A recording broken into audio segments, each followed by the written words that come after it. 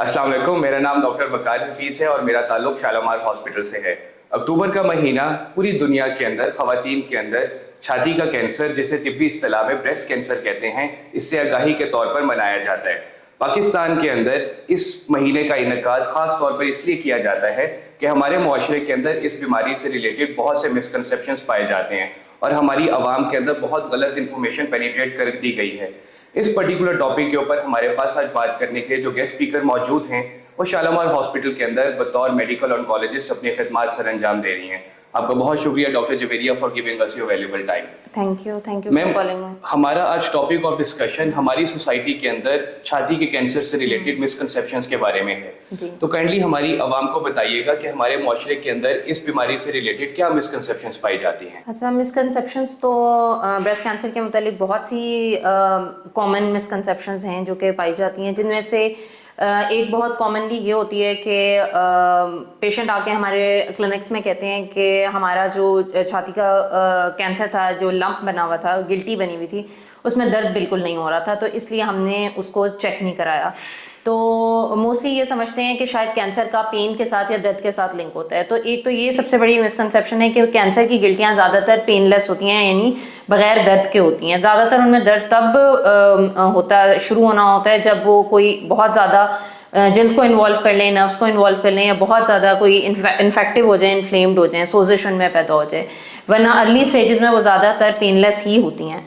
तो इसलिए कोई भी गिल्टी निकले तो उसको लाजमी चेक करवाना चाहिए फ़ौरन। मैम, ये जो जैसे आपने बताया कि ख़वातीन के अंदर गिल्टी बनना शुरू हो जाती है, इन गिल्टियों के बनने की कोई प्री डिस्पोजिशन है कि पर्टिकुलर किस एज के अंदर ये डेवलप होना शुरू होती हैं? हाँ जी, इसमें यह है कि वैसे तो ब्रेस्ट कैंसर बाकी तमाम कैंसर्स की तरह इसकी भी शरह जो है उम्र के साथ बढ़ती है, लेकिन इसका ये बिल्कुल मतलब नहीं है कि यंग और जो मिडिल एज ख़वातीन हैं उनमें नहीं हो सकता। अब आजकल जो हमारे पास केसेस रिपोर्ट हो रहे हैं वो हमारे पास 30-35 ऑनवर्ड्स जो है वो भी बड़ा कॉमनली इसको देखा जा रहा है। तो एक तो ये भी मिसकंसेप्शन है कि बूढ़े लोगों को सिर्फ होगा, यंग को नहीं हो सकता, तो ऐसा नहीं है, ये हो सकता है। दूसरी बात यह है कि अवाम में और ख़वातीन में ये भी एक तासुर पाया जाता है कि सिर्फ अगर हमारी फैमिली हिस्ट्री है या पहले से हमारे ख़ानदान में कोई केस है तभी हमें होगा, वरना नहीं होगा। तो ब्रेस्ट कैंसर के तकरीबन सिर्फ 15 से 15% केसेस जो होते हैं वो इनहेरिटेड म्यूटेशंस की वजह से होते हैं, यानी म्यूटेशंस वो तब्दीलियाँ होती हैं जो जीन्स के लेवल पे वाक़ होती हैं। तो सिर्फ 5 से 15% केसेस जो हैं वो हमारे फेमिलियल प्रीडिस्पोजिशन की वजह से होते हैं। बाकी सारे जो होते हैं वो स्पोरेडिक म्यूटेशंस या एक्वायर्ड म्यूटेशंस जिन्हें कहते हैं कि आपके जीन्स में किसी भी ज़िंदगी के किसी भी हिस्से में कोई तब्दीली वाक़ हो सकती है, जो किसी भी कॉज की वजह से हो सकती है, जैसे कि माहौलियाती आलूदगी हो गई, केमिकल एक्सपोजर हो गया, या कोई भी उसकी कभी कभी बिल्कुल अननोन रीजंस भी होती हैं, तो उससे ब्रेस्ट कैंसर डेवलप हो सकता है।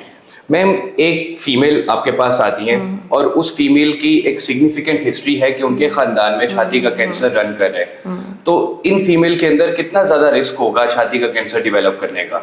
जो जिसकी स्ट्रॉन्ग फैमिली हिस्ट्री होती है, यानी फर्स्ट डिग्री रिलेटिव, जिसमें आपकी मदर आ जाती हैं, आपकी बहन आ जाती है, आपकी बेटी आ जाती है, या अगर एक से ज़्यादा हैं तो खाला और नानी, ये वाली सारे इंक्लूड हो जाते हैं। तो अगर उसमें जो है रिस्क आपका आम पॉपुलेशन से अगर एक रिलेटिव है तो डबल हो जाता है, और अगर आपकी 2 रिलेटिव्स हैं स्पेशली मदर की साइड पे, तो ये रिस्क तकरीबन 4 से 5 गुना ज़्यादा हो जाता है। तो इसीलिए मैमोग्राफी जो कि हम नॉर्मली एडवाइस करते हैं स्क्रीनिंग के लिए, स्क्रीनिंग वो टेस्ट होता है जो नॉर्मल ख़वातीन में किया जाता है, इस मकसद के लिए कि जो गिल्टी अभी पता ही नहीं है, मरीज को नहीं पता इतनी छोटी गिल्टी है, वो आप पहले ही डायग्नोस कर लें बहुत अर्ली स्टेज पे। तो जितनी जल्दी उसकी तशखीस होगी उतनी जल्दी इलाज होकर मरीज सही हो सकता है। तो उसकी जो गाइडलाइंस के मुताबिक 40 और 40 साल से ज़्यादा उम्र की ख़वातीन को सालाना करवानी चाहिए, लेकिन जिनमें बहुत स्ट्रॉन्ग फैमिली हिस्ट्री होती है वो जो है 30+ उनको 30 ईयर्स के बाद उनको कहा जाता है कि आप करवाएं ईयरली। मैम, एक फीमेल अगर घर पर है और उनका क्लिनिक की तरफ एक्सेस नहीं है, किसी डॉक्टर की तरफ एक्सेस नहीं है, तो वो घर में रहकर खुद किस तरह से चेक कर सकते हैं कि उनको कोई प्रॉब्लम हो रही है? हर खातून को स्पेशली 25 ईयर प्लस जो भी लड़की है, खातून है, उनको घर पे अपने महीने में एक मरतबा अपनी छाती का खुद मुआयना करना चाहिए। उसके लिए आप किसी डॉक्टर के क्लिनिक पे भी जाके पहली दफ़ा करवा सकते हैं ताकि आपको वो करना आ जाए। या हमारे पास आजकल बहुत सारे रिसोर्सेज जैसे यूट्यूब पे वीडियोस अवेलेबल होती हैं, उससे बहुत आसानी आप कर सकते हैं, ये कोई मुश्किल प्रोसीजर नहीं होता। तो कम से कम आपको महीने में एक दफ़ा आपको अपनी बॉडी का पता होना चाहिए, ताकि कोई एबनॉर्मेलिटी जैसे ही अपीयर हो तो आप उसे पकड़ लें और फिर आप उसे डॉक्टर को चेक करवाएं। बिल्कुल मैम, हमारी सोसाइटी के अंदर एक बहुत बड़ा सेटबैक है, वो ये है कि डॉक्टर फर्स्ट रिस्पॉन्डर नहीं होता अनफॉर्चुनेटली। डॉक्टर के पास आने से पहले एक फीमेल अपनी सोसाइटी के अंदर लोगों से मशवरे लेना, किसी लोकल क्वैक के पास चले जाना या किसी हकीम के पास चले जाना, तो ये सारी चीजें कितनी ज्यादा रुकावट पैदा करती हैं एज अ डॉक्टर आपके लिए एक पेशेंट को ट्रीट करना और तशखीस करने में। ये सारी चीज़ें बहुत ज़्यादा डिले का बायस होती हैं, क्योंकि इससे क्या होता है कि पेशेंट की बीमारी बढ़ जाती है। पेशेंट एक अर्ली स्टेज पे आया है, उसने अपने घर के पास किसी से मशवरा लिया है या किसी हकीम से लिया है या किसी भी लोकल उनका जो भी उस जगह पे मौलेज है उससे लिया है, और उन्होंने आगे उससे रेफर नहीं किया प्रॉपर टर्शरी केयर हॉस्पिटल में। तो पेशेंट की अगर स्टेज 1 पे डिजीज थी तो आहिस्ता आहिस्ता बढ़ते बढ़ते 2, 3 और इवन हमारे पास स्टेज 4 के पेशेंट्स भी आते हैं जो कहते हैं कि हमने अपने लोकल गांव में कहीं चेक कराया था, उन्होंने हमें कोई दवाई दे दी। तो एक चीज़ क्लियर होनी चाहिए कि ये जो छाती का कैंसर है या कोई भी कैंसर है, इसका कोई हर्बल या कोई हकीमी मेडिकेशन से अभी तक इलाज प्रूव नहीं हुआ कि ये ठीक हो सकती है। तो इसलिए इन सारी चीज़ों से इज्तनाब करना चाहिए और प्रॉपर जो सर्टिफाइड ऑन्कोलॉजिस्ट यानी कैंसर स्पेशलिस्ट है उसके पास आपको आना चाहिए, या आपका जो भी कोई करीबी आपके पास कोई MBBS डॉक्टर अवेलेबल है उसे चेक कराएं ताकि वो आपको फिर आगे रेफर कर सकें। बिल्कुल मैम, ब्रेस्ट कैंसर को या छाती के कैंसर को डायग्नोज करने के हमारे पास क्या क्या ऑप्शंस हैं? हम लोग जब भी कोई पेशेंट आता है तो पहले हम अल्ट्रासाउंड और मेमोग्राफी ही करवाते हैं। अगर सस्पिशियस हमें लग रहा है कि वो गिल्टी जो है वो हमें लग रहा है कि बेज़र नहीं है, तो फिर मेमोग्राफी के बाद उसकी बायोप्सी, जिसे सुई वाला टेस्ट आम ज़बान में कहते हैं, वो कराया जाता है। मैम, एक जो प्रॉब्लम है हमारी सोसाइटी के अंदर वो है misconceptions about biopsy and mammography.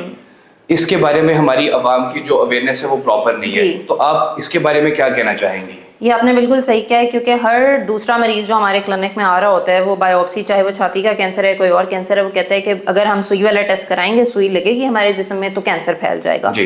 और मेमोग्राफी के मुतालिक भी इसी तरह की बातें होती हैं। एक तो ये है कि अगर हम बायोप्सी की बात करें तो बायोप्सी एक सेफ प्रोसीजर है, एक अंडर स्टैंडर्ड प्रोसीजर गाइडलाइंस जो होती हैं उसके तहत किया जाता है। छोटा सा आउटडोर प्रोसीजर होता है, थोड़ी सी देर में हो जाता है। उस वाले हिस्से को जिस हिस्से से आपने सैंपल लेना है, सुई जहाँ पे डालनी है उसको सुन करके आप ले लेते हैं, उससे बिल्कुल भी कैंसर के फैलने का डर नहीं होता। अगर हम बायोप्सी नहीं करेंगे तो हमें पता नहीं चलेगा कि ये कैंसर है या बेज़रर गिल्टी है और कैंसर की टाइप कौन सी है।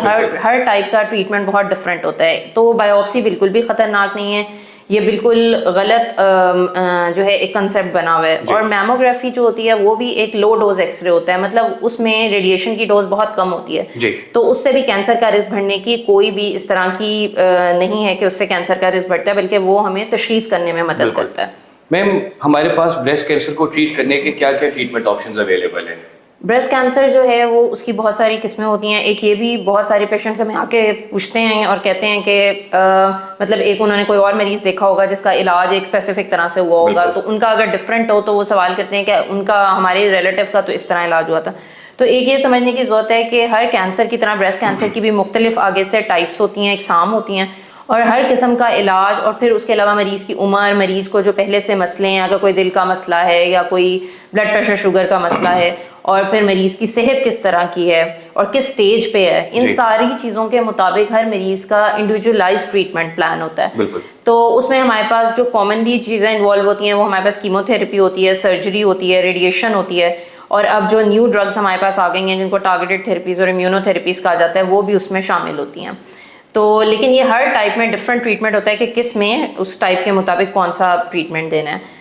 तो कीमोथेरेपी जो हम सबसे इम्पोर्टेंट एक एस्पेक्ट है इलाज का, उसके मुतालिक भी लोग बहुत ज़्यादा जो है वो एप्रीहेंसिव होते हैं कि ये कीमो करवाने से मरीज़ की तबीयत ज़्यादा ख़राब हो जाएगी, बीमारी से ज़्यादा बिगड़ जाएगी तबीयत। ऐसा बिल्कुल नहीं है। कीमोथेरेपी बिल्कुल एक वो वाली उन दवाइयों को कहते हैं जो कि कैंसर के इलाज में इस्तेमाल होती हैं। ज़्यादातर ये टीकों की फॉर्म में होती हैं और कभी कभी ये गोलियों की फॉर्म में भी होती हैं। तो जिस तरह हम इन्फेक्शन के ट्रीटमेंट के लिए एंटीबायोटिक्स लगाते हैं, IV वेन्स में हमारे लगती हैं, बिल्कुल इसी तरह सिलाइन के अंदर डिजोल्व करके कीमोथेरेपी मेडिकेशंस भी दी जाती हैं। और ये इटसेल्फ जो पूरा प्रोसेस होता है ये बिल्कुल भी तकलीफदेह नहीं होता, जो कि मरीज समझता है शायद कीमोथेरेपी जैसे ही स्टार्ट होनी है तो तकलीफ या दर्द शुरू हो जानी है, तो ऐसा बिल्कुल नहीं है। और उसके बाद जो साइड इफ़ेक्ट्स होते हैं उसके मुतालिक भी बहुत से मिथ्स होते हैं, अभाम है अवाम में। तो मोस्टली जो साइड इफ़ेक्ट्स होते हैं कीमो के वो रिवर्सिबल होते हैं। उसका मतलब ये है कि कुछ अरसे बाद जब कीमो ख़त्म हो जाती है, कीमो के साइकिल्स, तो वो चीज़ें जैसे बाल आपके गिरे हैं तो वो वापस आना शुरू हो जाएंगे, आपके नेल्स, आपकी स्किन की जो डार्कनिंग हुई है और चेंजेस हुए हैं वो ठीक होना शुरू हो जाते हैं। और उसके अलावा जो दौरान इलाज जो मसले मसाइल आ रहे होते हैं, जैसे उल्टियाँ आ रही हैं या भूख कम हो गई है, इनको भी हम अब जदीद तरीका इलाज से कंट्रोल कर लेते हैं और साथ साथ पेशेंट को इन चीज़ों की मेडिकेशन दी जाती हैं और खून की कमी और इन चीज़ों को रोकने के लिए सारे टीके होते हैं जो हम साथ एडवाइस करते हैं। अंदाज़न मैम एक मरीज को कितने अरसे के लिए कीमोथेरेपी रिक्वायर्ड होती है? कीमोथेरेपी का जो ड्यूरेशन होता है वो डिफरेंट होता है डिफरेंट सब टाइप्स में।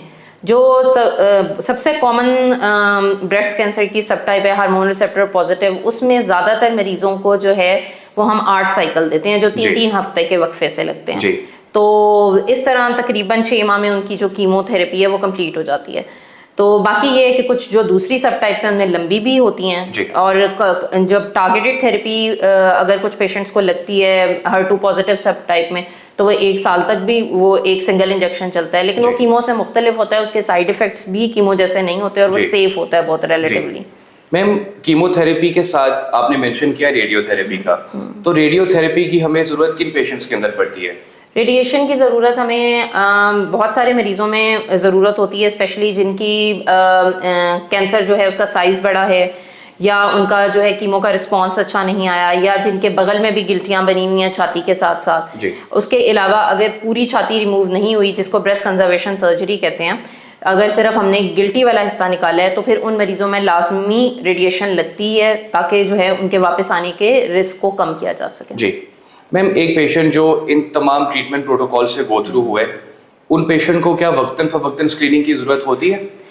जो पेशेंट जब पेशेंट का इलाज मुकम्मल हो जाता है तो फिर हम उनको एक फॉलोअप पे डाल देते हैं और उस फॉलोअप में स्पेसिफिक टाइम पीरियड के बाद मरीज़ को आके जैसे 3 माह बाद या 6 माह बाद आके डॉक्टर को चेक कराना होता है। उसमें फिर आगे सिम्टम्स के लिहाज से पेशेंट को इन्वेस्टिगेशंस एडवाइज होती हैं, लेकिन जो मैमोग्राफी है वो पेशेंट को अगर तो उनकी छाती मुकम्मल रिमूव हो गई है तो फिर ऑपोजिट ब्रेस्ट की मैमोग्राफी उन्हें सालाना करानी है, और अगर उनकी सिर्फ ब्रेस्ट कंजर्वेशन सर्जरी यानी सिर्फ गिल्टी निकली है तो फिर उन्हें दोनों साइड्स की मैमोग्राफी सालाना करवानी होती है। मैम, एक ब्रीफ अगर आप समराइज करना चाहें हमारी सोसाइटी के अंदर जो एनरूटेड मिसकंसेप्शंस हैं और इस प्लेटफॉर्म से आप किस तरह से आवाम को बताना चाहेंगे कि ये जो मिसकंसेप्शंस है दे आर ऑल फॉल्स, इनकी कोई ऑथेंटिसिटी नहीं है और किस तरह की ये बीमारी है, काबिल इलाज है या नहीं है? हाँ जी, एक तो ये सबसे पहले यही मैं सबको यही मैसेज दूंगी अक्टूबर के महीने के लिहाज से कि एक तो ये है कि स्क्रीनिंग टेस्ट जो कि आपको जल्दी आपकी बर वक्त तशखीस कर लेते हैं वो आपको करवाने चाहिए 40 और 40 साल से ज़्यादा उम्र की ख़वातीन में। दूसरा ये है कि अगर इसको स्टिग्मा ना समझें, इसको ये ना समझें कि ये कोई टाबू है। अगर कोई किसी को भी गिल्टी कोई महसूस होती है, 90% गिल्टियाँ जो होती हैं वो बेज़रर होती हैं, ठीक है, लेकिन जो 10 to 12% गिल्टियाँ हैं जो कि ख़तरनाक या कैंसर वाली होती हैं उनको हम इस बेस पे वो नहीं कर सकते, इग्नोर नहीं कर सकते। तो किसी किस्म की कोई गिल्टी भी निकले तो आप लाजमी डॉक्टर से मुआयना करवाएं ताकि आपका प्रॉपर अल्ट्रासाउंड और मैमोग्राम हो सके। उसके अलावा जो आप इर्द गिर्द की बातों से ज़्यादा डॉक्टर की बात पे बिलीव करें। बाकी ये कुछ लोग ये समझते हैं, एक जो बात मैं कहना चाहूँगी कि मर्दों में नहीं हो सकता, तो मर्दों में भी जो है ब्रेस्ट कैंसर हो सकता है लेकिन उसके चांसेस बहुत कम होते हैं। लेकिन अगर किसी आदमी को भी कोई गिल्टी महसूस हो रही है तो उनका मुआयना कराना चाहिए। 1% रिस्क होता है सिर्फ मर्दों में, लेकिन होता है बहरहाल। उसके अलावा जो है बस यही है कि अगर हम टाइमली ट्रीटमेंट करा लेंगे तो ये बिल्कुल ये नहीं है कि इस मर्ज का इलाज नहीं है कि कैंसर हमें हो गया तो अब ये लाइलाज हो गया मरीज, इस तरह से नहीं है। ब्रेस्ट कैंसर की एक उन कैंसर्स में से आता है जिसका अगर हम बर वक्त इलाज शुरू कर दें तो मुकम्मल खात्मा भी पॉसिबल है और मरीज जो है वो आम खवातीन की तरह जिंदगी गुजार सकती हैं बिल्कुल कैंसर फ्री होकर। जी, आई बिलीव के मैम के साथ इस डिस्कशन से आपकी ब्रेस्ट कैंसर से रिलेटेड जितनी भी मिसकंसेप्शंस हैं और जो हमारी सोसाइटी के अंदर गलतफहमियां पाई जाती हैं वो सारी क्लियर हुई होंगी। और अगर आप ब्रेस्ट कैंसर की अवेयरनेस के लिए, इसके इलाज के लिए, इसकी जल्द अज जल्द तशखीस के लिए फैसिलिटीज़ लेना चाहते हैं तो आप Shalamar hospital medical oncology department visit कर सकते हैं जहाँ पे आपको एक्सपर्ट कंसल्टेशंस प्रोवाइड की जाएंगी।